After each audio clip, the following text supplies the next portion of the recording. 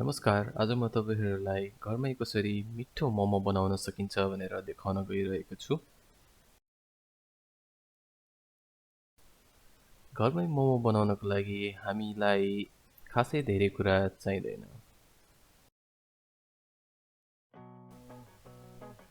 हामीलाई थोरै पिठो चाहिन्छ। यहाँ चाहिँ मैले अल पर्पस फ्लावर युज गरेको छु।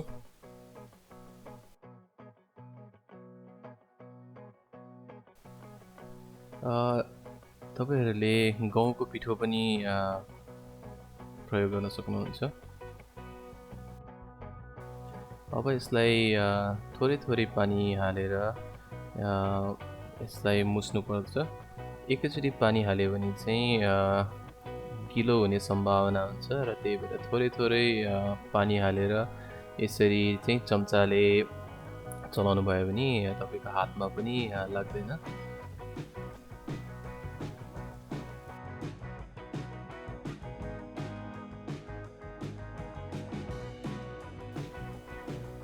अब यसलाई बिस्तारै हातले मुस्न थाल्नुस् र यसलाई राम्रोसित मुस्नुपर्छ। थोरै टाइम लाग्छ तर राम्रोसित मुस्यो भने चाहिँ यो पिठो चाहिँ एकदम नरम हुन्छ र पछि बेल्नलाई चाहिँ एकदम सजिलो हुन्छ।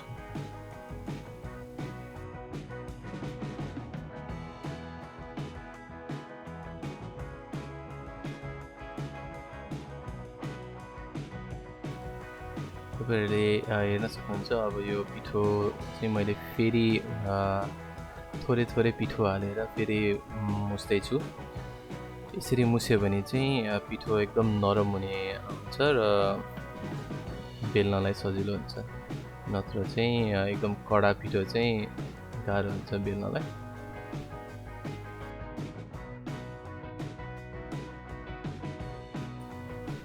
अब चाहिँ हाम्रो पिठो चाहिँ तयार भयो।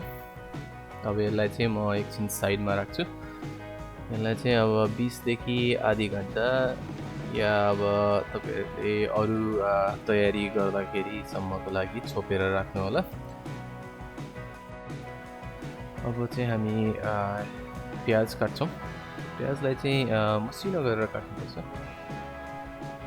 यहाँ देखाएको जस्तै गरेर जति मसिनो भयो त्यति किमासँग चाहिँ राम्रोसित मिक्स हुन्छ र काँचो काँचो प्याजको स्वाद आउँदैन।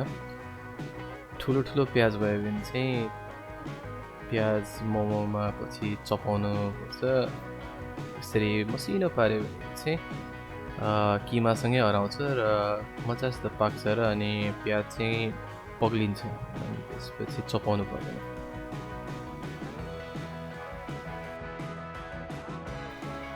यसैगरी अब हरियो प्याजलाई पनि त्यस्तै गरेर मसिनो गरेर काट्ने। यहाँ देखाएको जस्तै गरेर मसिनो गरेर काट्नुस्। अलि टाइम दिएरै काटिनु हुन्छ। त्यसपछि धनियालाई पनि त्यसरी नै काट्ने। धनियाको फ्लेभर चाहिँ राम्रो हुन्छ। अनि हामीलाई चाहिन्छ अलिकति अदुवा। अदुवालाई चाहिँ यसरी मसिनो पारेर ग्रेट गर्ने। त्यसपछि लसुन। अदुवा लसुनमा चाहिँ कसैले चाहिँ अदुवा मात्रै हाल्नुहुन्छ, कसैले लसुन, तर म चाहिँ दुईटै हाल्छु। तर कहिलेकाहीँ स्वाद चेन्ज गर्नको लागि तपाईहरु मिक्स गर्न सक्नुहुन्छ। अब चाहिँ चाहिने मसलाहरुमा चाहिँ बेसार, अनि यो चाहिँ ब्ल्याक पेपर हो, मरिचको धुलो, यो चाहिँ धनियाको पाउडर, अनि चिलीको पाउडर, यो चाहिँ रातो खुर्सानीको धुलो हो, बिया भएको अलिकति जिरा, अनि नुन।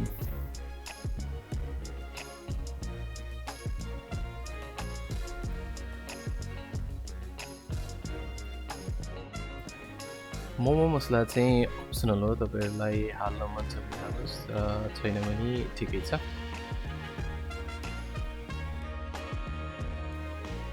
यो चाहिँ चिकनको किमा हो। तपाईँले घरमै बनाउन नि सक्नुहुन्छ। यो चाहिँ मैले चाहिँ बजारबाट किनेर लिएर आएको। अब चाहिँ यसमा अघि काटेको प्याज,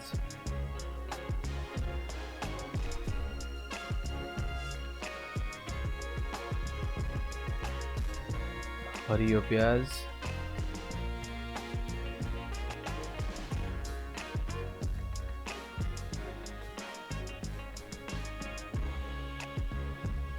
काटेको धनिया,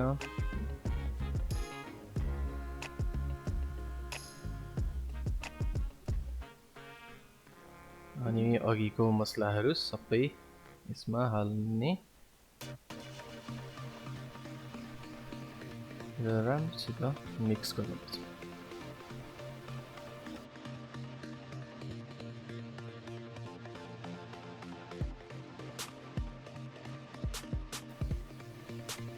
यो मोमोको मसलाहरू चाहिँ तपाईँहरूसँग जे छ त्यो हाल्दा हुन्छ। तपाईँहरूलाई आफ्नो कस्तो स्वाद छ त्यो अनुसारको हाल्नुपर्छ।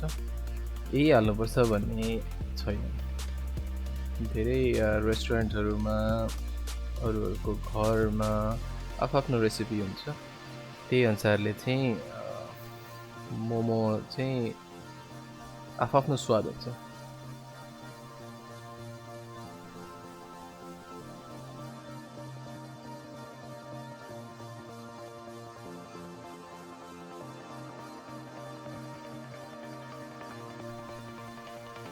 अब यो सबै मसलाहरू र काटेको यो भेजिटेबलहरूलाई चाहिँ किमासँग राम्रोसित मिक्स गर्नुहोस्। यसरी मिक्स गर्दाखेरि चाहिँ जताततै राम्रोसित मसलाहरू पुग्छ र मोमो चाहिँ स्वादिष्ट हुन्छ। यो किमामा चाहिँ तपाईँहरूले थोरै बटर पनि हाल्न सक्नुहुन्छ। बटर छैन भने अलिभ ओइल।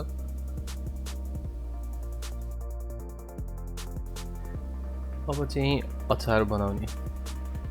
अचारको लागि चाहिँ मैले यहाँ खुर्सानी लिएको छु। यो चाहिँ एकदम पिरो खुर्सानी हो। यसलाई चाहिँ स्कच बोनेट भन्छ। अनि यो चाहिँ बोइल गरेको गोलभेडा, धनिया, अनि लेमनको जुस,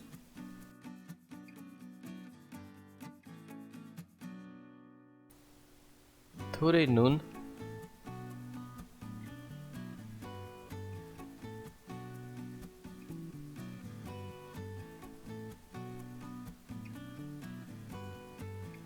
अनि 2-3वटा लसुनको पोटी, अनि धनिया। अचार चाहिँ अरू प्रकारको पनि हुन्छ, तर यहाँ चाहिँ मैले धनिया र गोलभेडाको अचार बनाएको छु र यसको रेसिपी पनि आफ्नो स्टाइलको हुन्छ। अब चाहिँ पिठोलाई फेरि बेल्ने, अलिकति मुस्ने। यसरी मुसेपछि चाहिँ सफ्ट हुन्छ। अनि थोरै पिठोलाई लिने जति चाहिँ तपाईँले बेल्न सक्नुहुन्छ, अनि यसलाई मजासित बेल्ने। अलिअलि पिठो दल्ने, अनि बिस्तारै बिस्तारै बेलेपछि यो चाहिँ तन्किँदै जान्छ र ठुलो रोटी बन्छ। यसरी देखिराख्नु भएको छ।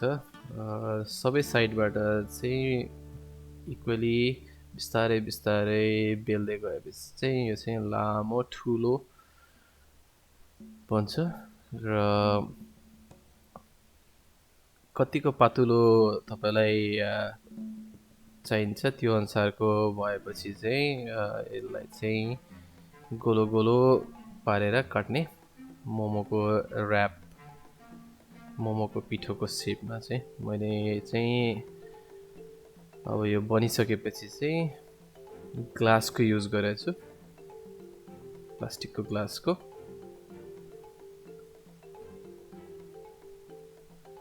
अब यो यतिको ठुलो भएपछि र अनि चाहिएको जतिको पातुलो भएपछि चाहिँ मोमोको पिठो चाहिँ धेरै पातलो नि हुनुहुन्न र धेरै मोटो पनि हुनुहुन्न। ठिक्कको भएपछि चाहिँ पाक्न सजिलो हुन्छ र खाँदा पनि रमाइलो हुन्छ। र यहाँ यसरी ग्लासले चाहिँ कुनाबाट चाहिँ गोलो गोलो मोमोको र्याप बनाउने, यसरी काटेर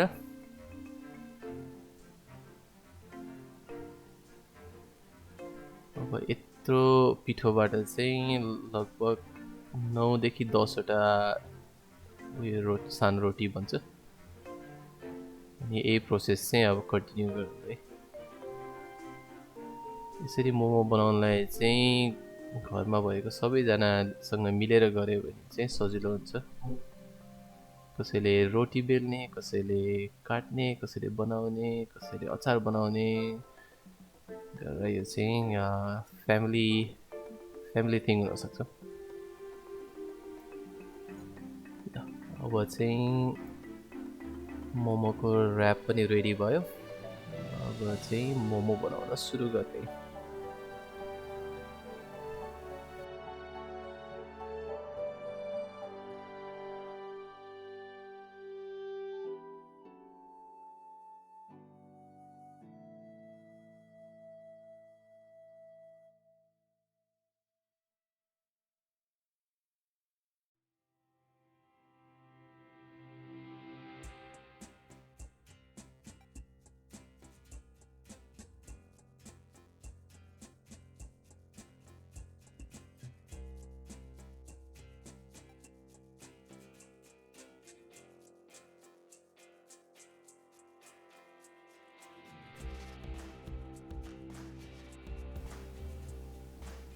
अब चाहिँ मोमो बनाउने। मोमोको लागि चाहिँ थोरै किमा लिएर सुरु गर्ने। 2-3टा तरिकाको बनाउन सकिन्छ। फेमसवाला चाहिँ डल्लोवाला हो, त्यो चाहिँ सबसे सजिलो हुन्छ बनाउनलाई। अनि यो चाहिँ यो मुन शेपको, हाफ मुन शेपको चाहिँ मोमो हो, यो पनि पपुलरै छ।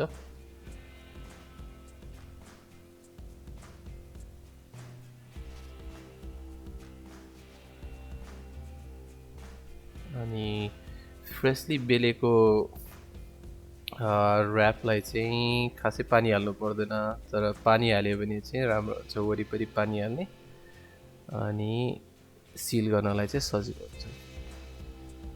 यसरी मासुलाई पिठोले र्याप गर्दै एउटा कुनादेखि अर्को कुनामा चाहिँ च्याप्दै च्याप्दै च्याप्दै गयो भने चाहिँ सजिलोसित चाहिँ मोमो बन्छ। र मोमो बनाउँदै गएपछि तपाईँको हात बस्दै जान्छ र तपाईँको आफ्नो एउटा छुट्टै सेप हुन्छ। र मैले देखेअनुसार चाहिँ हरेक मान्छेले आफ्नो स्टाइलले मोमो बनाउँछ। र हेर्न सक्नुहुन्छ कुनै डल्लो छ, कुनै लाम्चो मोमो छ, र अब स्टिम गर्ने अनि इन्जोय गर्ने। ल, थ्याङ्क यू। यो भिडियो हेर्नुभएकोमा तपाईँहरूलाई धन्यवाद।